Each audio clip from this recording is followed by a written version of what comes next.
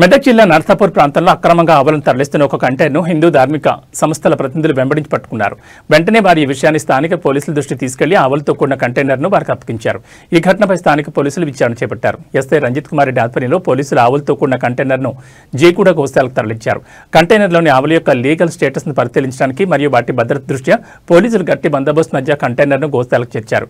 ఈ సంఘటనపై పోలీసులు కేసు నమోదు చేసుకుని ఆవులను ఎవరు తరలిస్తున్నారు, ఎక్కడికి తరలిస్తున్నారనే కోణంలో దర్యాప్తు కొనసాగిస్తున్నారు.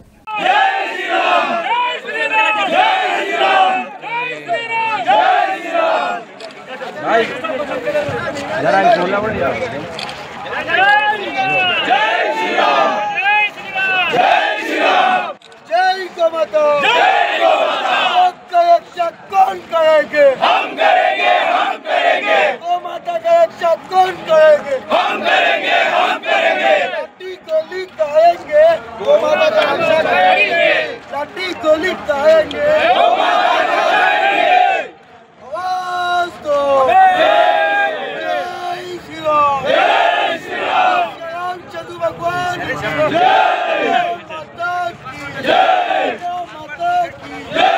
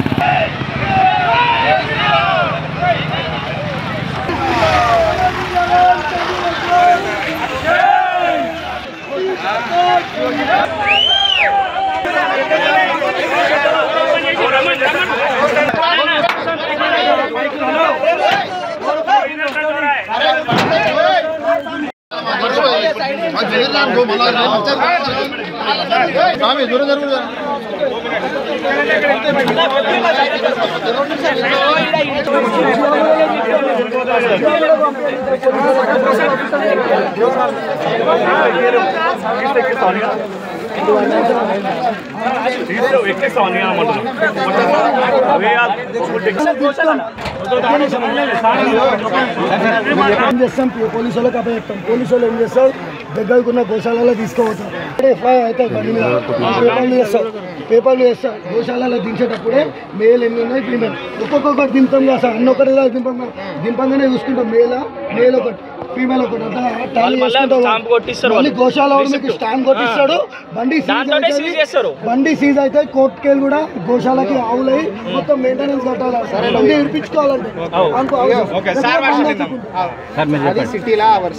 సిటీయా సార్